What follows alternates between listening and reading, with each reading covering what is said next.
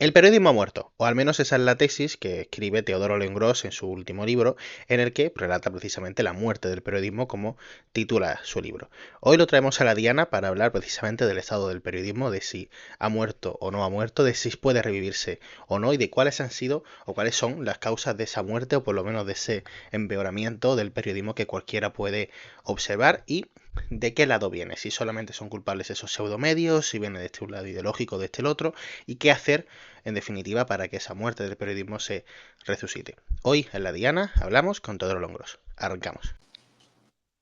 Bueno, pues vamos ya con la entrevista. Teodoro Longros, bienvenido. Encantado de estar contigo. La primera pregunta, al grano y al toque. ¿Se ha muerto el periodismo? Bueno, no, ha muerto un periodismo y un periodismo muy importante por lo que representaba, ¿no? Que es el periodismo de información de actualidad política, de los grandes asuntos de interés general, que en la última, digamos, en la segunda mitad del siglo XX, en buena medida a lo largo de todo el siglo XX y de manera muy singular en la segunda mitad, realmente llegó a ser un actor muy, muy determinante en las sociedades democráticas, ¿no? Es decir, llegó a ejercer verdaderamente de contrapoder, llegó a tener pues una capacidad, digamos, dentro de eso que los anglosajones llaman check and balance, ¿no? De los equilibrios, de los contrapesos del sistema, el periodismo llegó a tener un verdadero poder digamos, el poder se define, el poder del periodismo, como el poder de la influencia, pero en cualquier caso, el poder político y el poder económico se sentían bajo la mirada del periodismo y respetaban esa mirada y eran conscientes de que el periodismo, si sometía, digamos, al escrutinio y publicaba cosas que les afectaban, pues evidentemente aquello podía ser muy problemático, ¿no? Ese periodismo con poder es el que se ha desvanecido. ¿Por qué ha muerto el periodismo? Bueno, ese periodismo en realidad ha muerto en un proceso lento y complejo. No es que una mañana nos levantáramos y alguien le hubiera asestado una puñalada, ¿no? Y hubiera acabado con él. Estas cosas no son así. ¿Cuál es el punto clave? Casi siempre se menciona, y es lógico, Internet. Y digo que es lógico porque Internet, digamos, Internet probablemente en términos históricos tenga la importancia que tuvo la aparición de la imprenta, ¿no? En fin, que cambió evidentemente el mundo, el orden mundial, ¿no? Y el orden intelectual y de difusión de ideas y de jerarquías. Y evidentemente Internet también, ¿no? De hecho, todavía no estamos en la reordenación del mundo bajo el entorno digital. Sabemos que acabó la galaxia Gutenberg, pero efectivamente en este mundo digital que ha venido después, pues todavía las cosas están por hacer. Sí, ese es un punto evidentemente fundamental, pero hay otros. Yo siempre menciono, bueno, me gusta mencionarlo, Philip Meyer se refiere a la codicia de los editores como un punto crítico, ¿no? Y es verdad, en los años 80 los periódicos, esos periódicos que habían alcanzado un gran poder y que tenían esa influencia a la que me he referido antes, ganaban ya mucho dinero, ¿no? Y cayeron en la tentación. Es verdad que el cambio tecnológico inevitablemente les interpelaba, les retaba, ¿no? Pero cayeron en la tentación de integrarse en los grandes grupos multimedia, ¿no? La famosa integración de Time Warner, que es la que marca el punto de referencia, ¿no? Como las grandes marcas periodísticas son adquiridas por los grupos multimedia para comprar prestigio, ¿no? Pero también es evidente que no solo compraban prestigio, sino que en alguna medida esos periódicos iban a empezar a parecerse al grupo al que pertenecían, ¿no? Si te compran desde la industria del espectáculo, pues evidentemente hay un cierto riesgo de que eso empiece a tener consecuencias. Y uno de los grandes fenómenos que hemos vivido en el siglo XXI, el deterioro del periodismo, pues ha sido la espectacularización y la llamada tabloidización, ¿no? Como el periodismo tradicionalmente serio, de calidad, de referencia, de inducción rectora, tiene muchas denominaciones, pero en cualquier caso, como ese periodismo ha ido rebajando sus estándares y acercándose cada vez más pues, a usos populares de la prensa bueno, son categorías, ¿no? Pero de la prensa popular, sensacionalista. Y hay momentos muy icónicos, ¿no? Como cuando el Independent cambió al formato doble, es decir, el gran periódico Sábana empezó a salir en tamaño tabloide, estuvo un año, finalmente salió directamente en tabloide, luego otros periódicos como el Standard o el suizo que o apenas estuvieron haciendo el doble tamaño unas semanas o directamente hicieron el cambio, ¿no? Es decir, bueno, en todos los sentidos empezaba a apreciarse esto. Luego hay un factor evidentemente muy determinante, que son las redes sociales, la aparición de las redes sociales a partir de 2006, pero que su impacto, sobre todo en la segunda década del siglo XXI, es enorme, ha cambiado la forma de consumir información.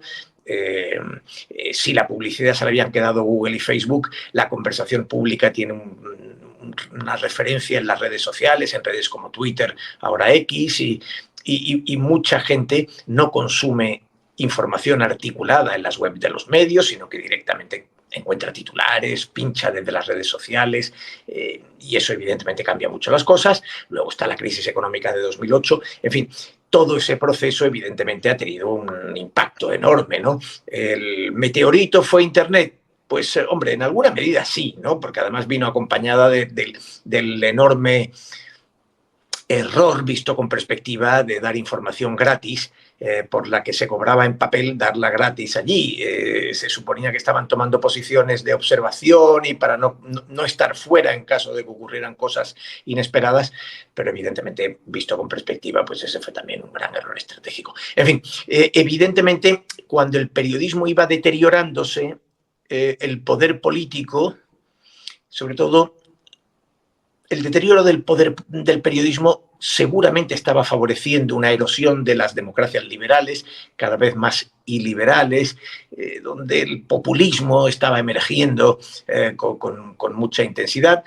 Y claro, esa clase política populista se da cuenta de que el periodismo ya no tiene la fuerza de antes y que por tanto no tiene que respetarlo como lo respetaba antes. Y el punto clave, evidentemente, es Donald Trump, la campaña de 2016, el triunfo de la posverdad, en fin, la irrupción bestial en las campañas, en la campaña de Trump de las mentiras, de las fake news, el fiasco de que toda la prensa estadounidense pidiera el voto contra él y quedara constatado que su influencia ya era limitada. En fin, hubo muchos factores en el triunfo de Trump como para considerarlo un hecho disruptivo, pues de gran importancia.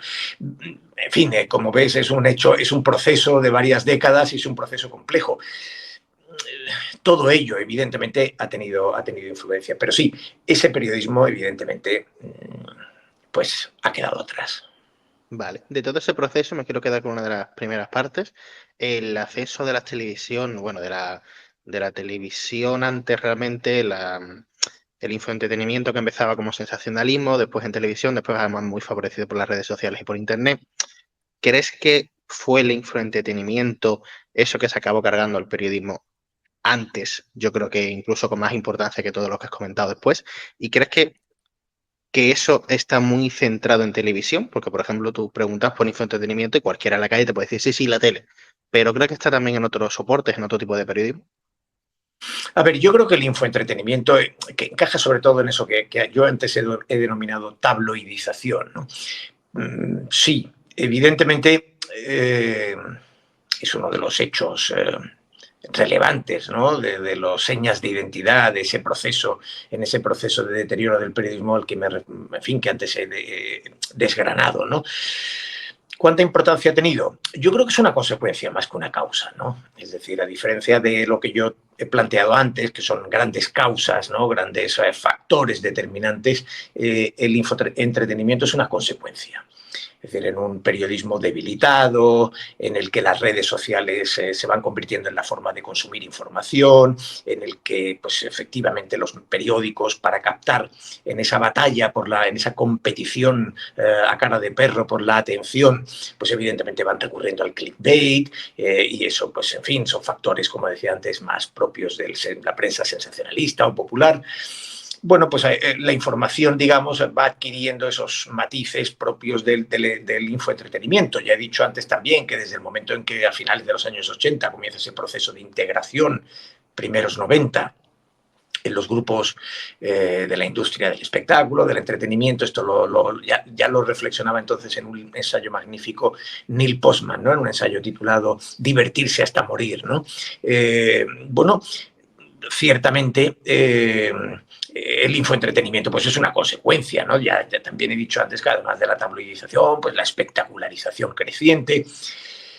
A ver, la televisión ha sido un soporte que ha permitido hacer buen periodismo, sobre todo en el ámbito del reporterismo, programas de largo recorrido, ¿no? Esos programas de 75 minutos o, en fin, informe semanal en España, etcétera, ¿no? Que hemos visto reportajes de gran calidad. Pero en términos generales siempre ha sido, como soporte informativo, ha sido un soporte más popular, ¿no? Es verdad que pues, televisiones como las públicas, Televisión Española ha tenido una red de corresponsales extraordinarias y nos ha permitido disfrutar de una información internacional de buena calidad. Pero en términos generales no se puede decir que la televisión haya sido un gran soporte periodístico, ¿no? Es un soporte la televisión incluso como la radio, ¿no? Se pueden considerar medios de comunicación más que medios de información, soportes de entretenimiento, lo que no impide, evidentemente, como digo, que puedan tener programas y que puedan tener una calidad extraordinaria. Su valor es otro, no es ese soporte periodístico, digamos, que como era el periódico, sí que servía para materializar el periodismo en todas sus expresiones, ¿no? En toda la intensidad de géneros, la variedad de géneros que en definitiva responde a necesidades funcionales, ¿no? Es decir, la información, la crónica, el informe documental, el reportaje, el deep reporting en mayor profundidad, las entrevistas, editoriales, artículos de opinión, es decir, toda esa variedad articulada de una manera lógica para dar un relato competente, ¿no? Que permita al ciudadano tener un conocimiento en fin, como dice el propio derecho a la información, ¿no? Con información veraz de los asuntos relevantes de la actualidad, pues eso se materializaba fundamentalmente en el periódico. Pero es que el infoentretenimiento llegó también al periódico, ¿no? Es decir, no es solo en la televisión, obviamente, pero en la radio y en el propio periódico. Y ya digo, ahí hay un factor muy importante y es el hecho de que los periódicos tuvieran que competir en esa batalla, como decía, feroz por la atención, tuvieran que competir para ganar tráfico. Y ahí apareció el conocido clickbait, ¿no? Los titulares cebo para pinchar, para instar a que el usuario de las redes pinchara y estuviera el mayor tiempo posible viendo un texto, ¿no? Consumiendo ese medio. Y eso, pues evidentemente, ha traído una degradación inevitablemente de esos productos periodísticos. Precisamente lo tocabas al final de tu respuesta, ¿no? Lo de que, bueno, el clickbait que está asolando. Mucha gente dice, bueno, claro, que como la población se queda en el titular, pues hay que hacer un titular muy atractivo para que la gente entre. Ha quedado claro que esa no es para ti la solución. ¿Cuál crees que es la solución para que la gente acabe entrando y acabe informándose después de las piezas que hacemos sin caer en el clickbait? Porque la gente se queda en los titulares, entre otras cosas, gracias al aumento de las redes sociales. ¿Qué se puede hacer con respecto a eso? A ver, evidentemente, hacer buen periodismo es la manera de defender el buen periodismo y no hay otra, ¿no? Bueno, esto es una simpleza, inevitablemente. Pero a tu pregunta de qué se puede hacer, yo creo que el periodismo es algo que, digamos, prestarse a hacer otra cosa no le servía de nada y se ha demostrado que no le servía de nada, ¿no? Y en ese sentido, pues, hombre, pues es lógico que nuevos soportes, en nuevos, digamos, obligara a replanteamientos retóricos, a nuevos formatos, a hacer las cosas de una manera distinta. Pero realmente el periodismo lo que tiene que hacer es periodismo. Y, y yo creo que todo este juego, digamos, prestarse a una competición por la atención en redes sociales, pues en definitiva lo que ha hecho es que la capacidad de, digamos, la credibilidad, que es un elemento fundamental del periodismo. El periodismo no puede funcionar si no hay credibilidad, y el informe Reuters habla de que en España, que es uno de los países del grupo de países donde esto es más preocupante en el mundo, en España ya solo 4 de cada 10 personas confían de manera sistemática en las noticias, ¿no? Y bueno, esto es muy dramático, ¿no? Entonces, ¿qué puede hacer el periodismo? Pues sé que es una perogrullada, pero realmente no hacer lo que estaba haciendo, sino en alguna medida recuperar la lógica del propio periodismo. Junto con el infoentretenimiento, quizá a nivel de contenido, más allá de la crisis económica, que ahora la tocaremos, una de los grandes pecados que ha cometido el periodismo ha sido pues la posición editorial, no, bueno, más allá de posición editorial, la posición política con algún bloque ideológico y lo que eso que llamamos periodismo activista, como lo llaman algunos, o simplemente la pérdida de cualquier tipo de profesionalidad por hacer propaganda hacia uno o hacia otro lado. ¿Crees que en eso los periódicos que se han ido a la izquierda y los periódicos que se han ido a la derecha a defender a partidos políticos, el partidismo, básicamente? ¿Crees que ha habido igualdad en los dos lados o que ha habido un lado que se ha posicionado más y que ha perdido más profesionalidad que otro? No diría que haya algo verdaderamente característico en un lado o en otro. Diría que lo más característico es que la izquierda esté en el poder o la derecha esté en el poder, ¿no? Yo en mi libro, La muerte del periodismo, reflexiono que Pedro Sánchez es probablemente un representante acreditado de lo que llamamos trumpismo, ¿no? En la relación con los medios. Pero digamos, es el dirigente que ha estado en el poder desde 2018 hasta ahora, ¿no? En este periodo. Entonces, esto que está pasando en la mayoría de países, pues también ha pasado en España. Y quien estaba en el poder y por tanto, en buena medida, ha sido quien tenía más potencialidad para hacerlo, pues ha sido Pedro Sánchez.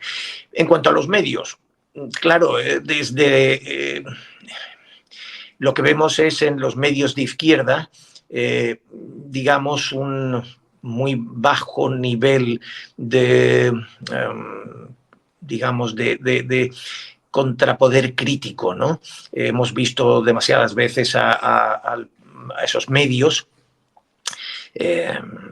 servir de parapeto, ¿no? Salir en defensa del poder. Y luego en los medios de derecha pues hemos visto un exacerbamiento crítico, en muchos casos desaforado, y son dos expresiones del mismo problema, ¿no? Porque al final de lo que se trata no es de que los medios de derechas o los medios de izquierda en alguna medida pues pueda ser unos más, otros menos. De lo que se trata es de que estamos en un ecosistema periodístico en el que yo lo defino como burbujas. Bueno, Mark Lilla tiene sobre esto algunos ensayos particularmente brillantes, ¿no? Pero esa idea de cómo el periodismo tradicionalmente, ese periodismo al que nos referíamos antes, el que ha muerto, ¿no? Ofrecía, por así decirlo, un relato uniformizador, ¿no? Es decir, la sociedad en buena medida podía, digamos, disponer de un relato común. Más o menos todos sabíamos cuáles eran las noticias del día. Si tú eras de izquierdas, a lo mejor leías más El País, y si eras de derecha, a lo mejor leías más el ABC o El Mundo. Pero al final, lo que publicaba el ABC, El País y El Mundo era conocido por todos, ¿no? Eran unos pocos periódicos y en buena medida generaban un relato que afloraba a través, además de la radio y la televisión, pues que tenía una gran penetración, ¿no? Una gran capilaridad. Lo que ha pasado ahora es que cada vez más en la sociedad hay burbujas informativas en las que se encierran pues la izquierda en la suya, la derecha en la suya, y en buena medida operan informativamente desde las redes sociales, operan con eso que se ha llamado cámaras de eco, ¿no? Es decir, se crean comunidades muy afines, ¿no? En las que prácticamente pues hay muy poca dialéctica, ¿no? Hay muy poca conversación pública, digamos, en la que haya confrontación de ideas, porque son muy lineales, ¿no? Es decir, son burbujas, como digo, esas cámaras de eco, el algoritmo, que es un algoritmo muy manipulador, provoca que los grupos sean grupos muy homogéneos, ¿no? Es decir, que buscan, lo que se busca es la gratificación, justamente, ¿no? Es decir, que tú encuentres una comunidad en la que disfrutes, en la que te sientas cómodo, en la que si compartes titulares cabreados contra el otro, pues digamos, tienes esa gratificación, y si compartes titulares positivos de los tuyos, pues tienes esa gratificación. Pero en cualquier caso, esas cámaras de eco, esas burbujas en las que el usuario al final opera mediante el sesgo de confirmación, es decir, al final terminamos consumiendo únicamente aquella información que nos representa a nosotros, ¿no? Terminamos consumiendo la información que nos confirman nuestros prejuicios, que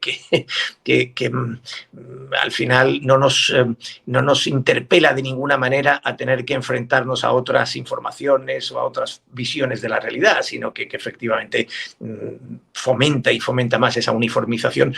Pues evidentemente, pues esto, digamos, este es un fenómeno que no tiene sesgo ideológico, que no es de la izquierda o de la derecha, ¿no? Como digo, bueno, pues hemos visto a Pedro Sánchez en la última campaña electoral recurrir mucho a ese argumento populista, muy trumpista, de los poderes oscuros, esos poderes mediáticos, económicos y mediáticos que desde los cenáculos de Madrid conspiran contra el gobierno, en fin, eso que decía Pedro Sánchez, añadiendo siempre que el 90% de los medios son de derecha bueno, pues no es verdad. El 90% de los medios no son de derecha. De modo que, bueno, te diría que creo que no tiene un sesgo específicamente de un lado o de otro, que sí el hecho de estar en el poder y en la oposición determina pues el perfil con el que se actúa, pero no creo o sea, creo que el problema es un problema estructural y no un problema de carácter ideológico. Ese trumpismo entonces entiendo que está en todos los partidos por igual, según me estás contando, ¿no? Solo que No, algunos tienen más influencia por tener una posición o tener otra. no es que el trumpismo esté, o sea, el trumpismo como tal, porque claro, si tú dices trumpismo, pues evidentemente lo vinculas en el caso de Estados Unidos a los republicanos y en el caso de España, pues a Vox, que es, en fin, que ha tenido relación además con el equipo, con Steve Bannon, que fue uno de los grandes motores en la campaña inicial del 16 de Donald Trump, ¿no? No, el trumpismo ya es un fenómeno muy transversal y no me refiero a la parte ideológica, que sí existe, digamos, en el ámbito de la derecha, de la alt-right o de la derecha más radical, ¿no? Sino el trumpismo me refiero en la relación con los medios, ¿no? El hecho de desdeñar la capacidad de influencia de los medios, perder el respeto a los medios, utilizar los medios en el juego político. En ese sentido es en el que te digo que Pedro Sánchez es evidentemente. Fue Pablo Iglesias el gran, quien de verdad articula todo este ideario, ¿no? Típicamente populista. Es Pablo Iglesias y luego Pedro Sánchez yo creo que le arrebata también esa bandera, como otras tantas que le ha arrebatado, creo que le arrebata esa bandera y entiende la rentabilidad que le puede proporcionar. Y creo que lo demostró en la última campaña electoral, como te decía, ¿no? Es decir, los dos, tres grandes argumentos de campaña, pues el de aquel de los poderes oscuros, mediáticos y económicos y el 90% de los medios de derechas, ese fue uno de sus grandes mensajes con los que fue de aquí para allá, ¿no? Y sabía lo que hacía, ¿no? Donald Trump señala en un momento determinado a los medios y le dice, sois el enemigo del pueblo, vosotros sois el auténtico enemigo del pueblo. Bueno, pues eso, en fin, en alguna medida ha funcionado en todas partes, como digo. Pero hay cierta diferencia entre decir que la mayoría de medios son de derechas y por tanto son su enemigo a título personal, con decir que los medios son el enemigo del pueblo, ¿no? Al fin y al cabo tampoco no es tal cual, ¿no? No lo Sí, sí. No creas que tiene una diferencia muy significativa. Hombre, evidentemente no es exactamente lo mismo, pero Pero sí, o sea, lo que estaba diciendo, lo que estaba planteando Pedro Sánchez, evidentemente era que esos poderes oscuros, mediáticos y económicos, insisto, es mentira, hay ensayos académicos excelentes que muestran que han radiografiado muy bien el sistema de medios, el sistema periodístico en España y evidentemente es mucho más equilibrado. No existe un 90% de medios de derecha. Está muy equilibrado. Hay algún pequeño, digamos, alguna pequeña mayor intensidad en la parte derecha, pero básicamente pues, te diría 55-45 más o menos puede ser Con la misma relevancia, porque cantidad de medios vale, pero con la misma relevancia de una Bueno, fuerza como... sí, sí, ya te digo, hombre, evidentemente, si te vas a los medios irrelevantes, ahí seguramente puedes encontrar más en un lado o en otro, en fin, ahí habría que hacer otro tipo de sondeo, pero no estamos hablando de medios relevantes, ¿no? Y en los medios relevantes sí hay un razonable equilibrio. Y, en fin, ya te digo, aquello del 90% evidentemente era falso. Y en cuanto al mensaje, pues yo entiendo que ese es el punto, ¿no? Es decir, Pedro Sánchez lo que venía a plantear en la campaña es el discurso populista de hay un establishment, en este caso un establishment económico que tiene un soporte mediático, ¿no? Y que está conspirando contra el legítimo poder de la soberanía popular, que representa la soberanía popular, que es el gobierno de la nación, ¿no? Bueno, en fin, creo que puedes ponerle matices, pero que sustancialmente estábamos hablando del mismo fenómeno. Ya que hablábamos de Sánchez, unas cosas que dice ahora mucho son eso de los pseudomedios y que pues están degradando tanto la calidad periodística como la calidad política. Aquí estás de acuerdo con el presidente del gobierno. ¿Crees que los pseudomedios son uno de los culpables de la muerte del periodismo que tú señalas? Creo que son una consecuencia. Es decir, evidentemente en el espacio digital líquido en el que los tótems, aquellos grandes diarios que eran los auténticos depositarios de ese periodismo en el siglo XX, pues han perdido mucho músculo, lo han perdido porque perdieron la tarta publicitaria que se fue a Google y a Facebook y en buena medida era ese sistema periodístico era el llamado modelo ad-driven, ¿no? El modelo basado en la publicidad. Y al perder la publicidad, pues perdieron el músculo financiero y al perder el músculo financiero, pues si pierdes independencia financiera, pierdes independencia editorial, ¿no? Y esto, pues evidentemente lo ha pagado caro el periodismo. En buena medida, en ese espacio líquido, pues hemos visto cómo las redes han ocupado un espacio grande y cómo pues han aflorado eso mucho, un sistema muy atomizado de medios más pequeños que han sido eficientes por sus estructuras, que han apostado mucho por la información de política nacional en una clave muy opinativa, ¿no? Muy beligerante y, en fin, han creado evidentemente otro ecosistema. Y ahí, pues sí, evidentemente eso ha surgido y eso es parte del problema.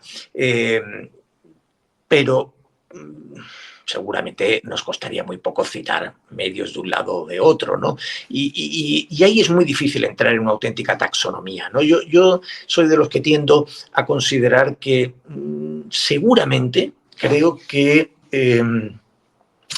tenemos que juzgar informaciones mucho más que medios, ¿no? Es decir, que como nos pongamos en la dinámica esta de cerrar medios o de perseguir determinados medios, nos vamos a meter en un problema, que el periodismo lo que sí que no puede permitirse es aceptar la mentira o aceptar, digamos, esas fake news, la difusión de bulos, que circule información sin fundamento, ¿no? Y que eso pues, pueda pasar como noticia. Y ese es un problema serio, ¿no? Es decir, el problema es que cuando Pedro Sánchez formula el tema de la máquina del fango, que evidentemente es un término que el otro día decía en un debate Pedro Sánchez, lo que yo he denominado la máquina del fango, no, mire usted, no. Antes que usted vino Humberto Eco y Roberto Saviano, ¿no? Bueno, esa máquina del fango Evidentemente, y esa, digamos, esa rebeldía ante los bulos podría ser una gran oportunidad para que hiciéramos autocrítica y para que esta sociedad se planteara un problema que existe y que es muy amenazante, pero cuando tú lo utilizas como un argumento de campaña electoral contra el otro y no lo planteas como un problema que hay que, para entendernos, como la pandemia. No se te ocurre decir estos virus de izquierdas o estos virus de derecha, ¿no? Asumes que tienes un enemigo que es un enemigo de todos y que hay que combatirlo. Y bueno, pues me temo que todo esto no es más que munición de una primavera electoral muy intensa y que realmente cuando se plantea en clave partidista, yo tiendo a pensar que no se tiene ninguna intención en solucionar o en afrontar el problema, sino en ganar elecciones. Y que hay que hacer entonces con medios como pues, OK Diario, de Objective y compañía. Tenemos que proponer desde las asociaciones de prensa una ley de medios para que no sean los políticos que las redacten y que haya una proposición de ley de medios como proposición ciudadana que haga que los ilegalice, que regule las fake news. ¿Qué hay que hacer con este tipo de medios? No sé si me has preguntado por contexto, me decías, o por, es que no te he entendido a qué medio te Medios referías. como OK Diario, de Objective, No, este tipo de creía medios. que era última hora por el que me preguntabas. A ver, estoy bromeando. Quiero decirte que en el momento en que tú siempre apuntas a medios de derechas o a medios de izquierda, se reproduce el problema que pretendía plantear, ¿no? Yo creo que, para empezar, OK Diario y The Objective son dos medios distintos, ¿no? OK Diario es un medio más de trincheras y The Objective es un medio bastante razonable, bastante serio. Sí, han publicado The Objective ha cometido algún error, especialmente en esto de Begoña Gómez, ha cometido algún error que ha admitido, y los medios, todos los medios cometen errores, eso está claro, ¿no? Y la propia jurisprudencia del Tribunal Constitucional es, si tú acreditas que ese error es la consecuencia de las rutinas típicamente periodísticas, ¿no? La velocidad a la que trabajamos, etcétera, etcétera. Bueno, pero que no había, digamos, una intención de mentir expresamente, pues esto, digamos, nos afecta a todos y en ese sentido yo no convertiría que te equivoques de Begoña Gómez en un documento, no lo convertiría en la seña de identidad de The Objective, que ha publicado otra serie de informaciones sobre Begoña Gómez, todas verdaderas hasta donde se sabe, puesto que no han sido desmentidas. De hecho, Begoña Gómez, hasta donde hemos llegado, solo ha desmentido dos cosas. Esta, que evidentemente era un error, la de confundir dos Begoñas Gómez distintas, y reprochó al Confidencial un titular en el que decía, en el que resumía en una típica lógica periodística, decía la trama de Begoña Gómez o la red de Begoña Gómez. No, evidentemente era una forma de referirse a esa red de manera, digamos, abreviada, pero no era de Begoña Gómez. Pero, en fin, estos son cosas menores, es decir, quiero decir, ante el asunto del que estamos hablando, estos son hechos menores. En cambio, te diré que The Objective ha publicado una enorme cantidad de scoops, de informaciones, y además de informaciones valiosas, porque no publica argumentario, publica información, destapa mucha noticia de Objective. Y en ese sentido, insisto, es un medio que respeto y que además tiene, por cierto, un elenco de opinadores, no por el hecho de que yo haya pasado por allí, que pasé en una época, pero tiene un elenco de opinión verdaderamente formidable, ¿no? Por eso te digo que creo que no los igualaría, ¿no? Este periódico que fundó Pablo Iglesias, Última Hora, el contexto de gente ex del país, ¿son medios equiparables a los tradicionales? Pues no. ¿Son todos iguales? No.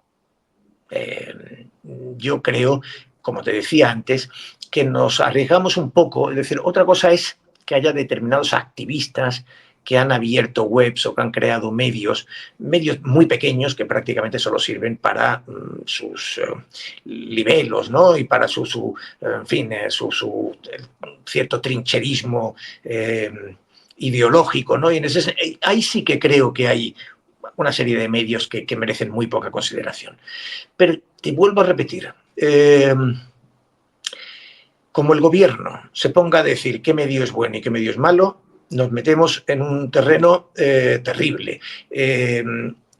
Y en buena medida, no ya el gobierno, sino si nosotros nos ponemos a decir este periódico tiene que ser, no puede estar abierto, este periódico hay que cerrarlo, este periódico es inaceptable, también vamos a meternos en un jardín muy delicado. Yo lo que creo que tendremos que ser muy eficientes, sin embargo, es esta noticia es mentira. Y cuando hay una noticia que sea mentira, tiene que denunciarse y ser muy eficientes en esa denuncia. Eso sí que tendríamos que estar muy interesados en hacerlo y en corregirlo. Primero, por supuesto que el trincherismo de algunos medios de izquierdas como los que dirige Pablo Iglesias, Canal Red o Diario Red, es igual de comparable con The Objective o otro tipo de medios. Pero bueno, con esas noticias que sabemos que son falsas, ¿qué tenemos que hacer los periodistas? Porque si no hay que legalizar medios ni hay que hacer ninguna vía legal desde nosotros, desde las asociaciones de prensa, no desde los políticos, que evidentemente estaremos de acuerdo que no tienen que hacer nada. ¿Qué hay que hacer? ¿Qué tenemos que hacer cuando veamos que hay una fake news? A ver, te vuelvo a insistir en el caso de The Objective porque es que no me gustaría que quedara en esta conversación que en alguna medida yo comparto que The Objective es equiparable a Canal Red o a Última Hora, de ninguna manera, ¿no? Insisto en que The Objective es un medio muy consistente en buena medida. Pero tiene titulares muy, muy opinativos en algunos titulares que se supone que tendrían que ser informativos. Porque a ti te No. parece, por ejemplo, que te digo yo, medio que aprecio, ¿no? El diario.es, ¿te parece que sus titulares son objetivos, son Sí. neutrales? O sea, no, son bastante opinativos. Sí, Son muy claro. opinativos. Sí, Entonces, esto no ¿qué es una quiero decir? cuestión de izquierda o Sin derecha. embargo, por eso te digo, yo voy a defender el diario.es, ¿no? Por eso defiendo The Objective y defiendo el diario.es y creo además que son medios que tenemos que defender.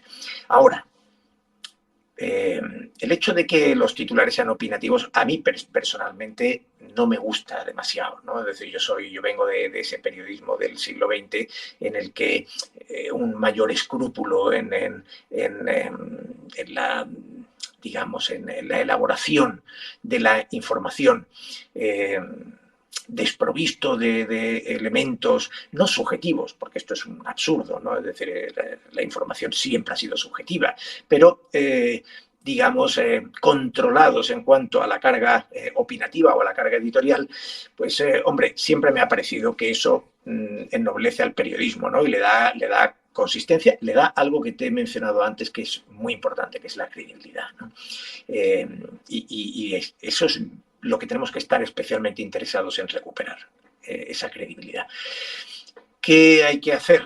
Pues insisto, yo creo que tendríamos que hacer una reflexión, como han hecho otras sociedades, de qué mecanismo nos puede permitir que se funcione eficientemente en la denuncia y en el castigo de las informaciones falsas. El problema es que en un sistema judicial como el nuestro, en el que en el mejor de los casos, eso ya sería, en fin, un prodigio, eso, en algún juzgado muy poco colapsado, y en fin, excepcionalmente, pues a lo mejor en 6 meses se puede resolver un asunto, pero normalmente se va a 2 años y cuando ya empiezas con los recursos, pues te puedes ir fácilmente a 7 o a 8, ¿no?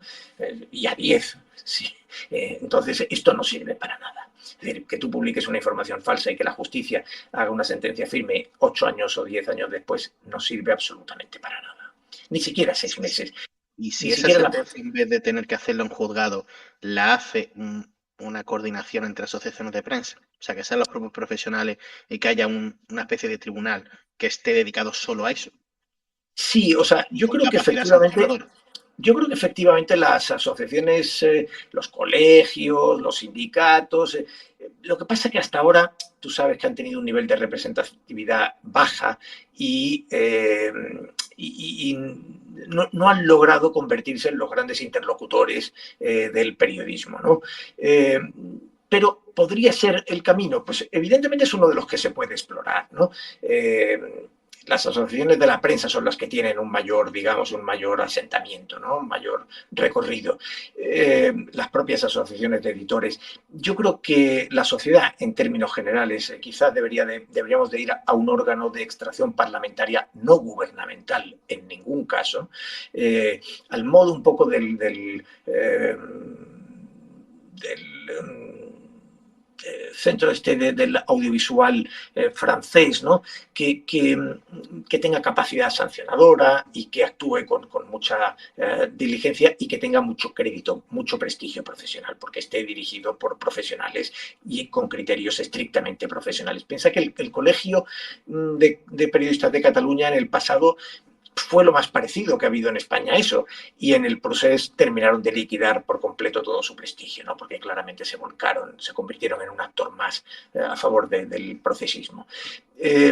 Yo creo que sí, yo creo que ahí es en encontrar formas de un cierto control social, pero evidentemente tiene que ser un mecanismo que aceptemos porque no sea gubernamental, no sea partidista, porque sea, como digo, probablemente lo mejor sería de extracción parlamentaria con mayorías cualificadas y con criterios estrictamente profesionales.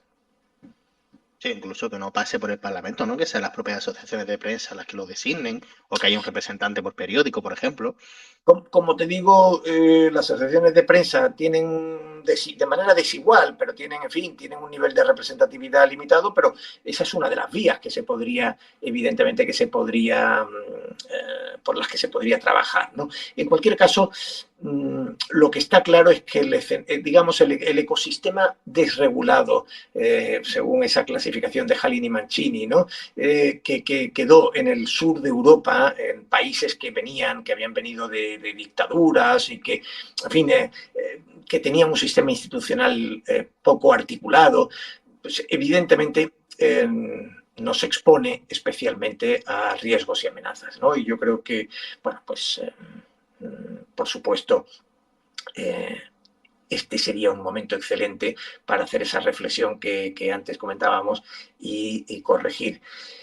Pero ya sabes, es decir, el problema es que ahora mismo estamos viendo que se hace demasiado, se enfoca demasiado desde una lógica partidista y no desde una lógica profesional.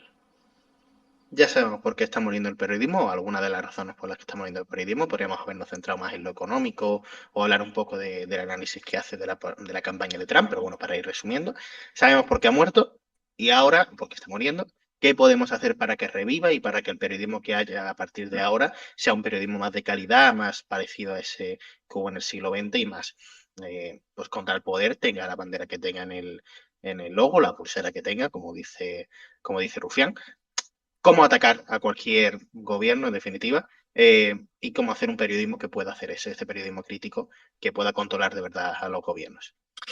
A ver, yo siempre que me preguntan, bueno, ¿y el futuro cuál? Digo, hombre, a ver,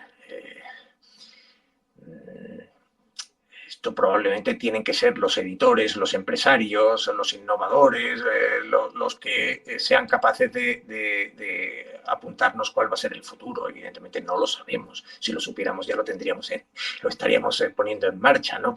No, yo no tengo ninguna receta. Yo sé que hay una serie de valores que son consustanciales al periodismo que están deteriorados y que hay que reivindicar en cualquier periodismo, ¿no? que quiera resurgir con fuerza. Pero evidentemente hace falta algo absolutamente fundamental, que es un modelo de negocio. Es decir, el periodismo en el siglo XX fue muy eficiente porque su modelo de negocio era muy eficiente, porque la publicidad, ese modelo ad-driven al que antes me refería, la publicidad le daba mucho músculo. Y cuando tú tienes mucho músculo, eres mucho más independiente y ejerces mucho más tu papel, tu rol en el sistema. En cambio, la debilidad económica pues te expone, ¿no? En las últimas décadas hemos visto cómo los medios en buena medida al perder publicidad comercial han dependido mucho más de la publicidad institucional, y cuando una parte significativa de tu financiación son administraciones públicas, instituciones públicas, organismos, pues evidentemente todos sabemos que estamos perdiendo independencia. Y esto evidentemente, de todo esto somos muy conscientes. El problema ahora mismo es que no tenemos modelo de negocio y por tanto lo que estamos haciendo todos es agarrarnos a las tablas como náufragos, a las tablas que tenemos alrededor para no hundirnos y ver sí tenemos una oportunidad de salir adelante, ¿no? Y efectivamente, pues necesitamos un nuevo modelo de negocio. Eso interpela sobre todo a los grandes, a los empresarios de la comunicación, a los editores. Y yo creo que, en fin, quiero creer que eso va a llegar, ¿no? Es decir, después de la imprenta a la que antes me refería, ¿no? Digamos, se iniciaron las llamadas guerras de religión y hubo un desorden importante en el mundo antes de que empezara a reordenarse, ¿no? Con la llamada ilustración. Eh, Probablemente la ilustración del mundo digital va a llegar mucho más rápido, pero no hemos llegado. Ahora mismo estamos en el desorden, estamos en esas redes, en ese mundo digital líquido en el que efectivamente pues, hay un poco de totum revolutum y en el que las prácticas degradadas tienen más éxito que las rigurosas. Bueno, yo creo que no te voy a decir cuál va a ser el camino de salida, pero sí voy a insistir en una idea que ya te he dicho antes. Para que el periodismo sea fuerte, periodismo. Es decir, lo que tenemos que hacer es periodismo y sabemos lo que es el periodismo y sabemos hacer periodismo. Así que lo que nos falta es un modelo de negocio que lo haga eficiente para volver a ser un actor con capacidad de funcionar como contrapeso dentro del sistema, que por tanto sea de nuevo respetado, que por tanto tenga de nuevo influencia y que por tanto sea capaz de ofrecer nuevamente un relato informativo en el que se reconozca una sociedad. Pues ahí queda, y para terminar con una pregunta más entretenida, ¿a quién verán las noches del año que viene a partir de septiembre? ¿A quién verás? ¿A Pablo Motos o a Broncano? Bueno, a ver, probablemente a los dos los veré y los veré poco, porque ya los veía poco en el pasado. Quiero decir que no, me parecen los dos extraordinarios, y creo que además los dos formatos, siendo muy distintos, pues serán estelares en su género.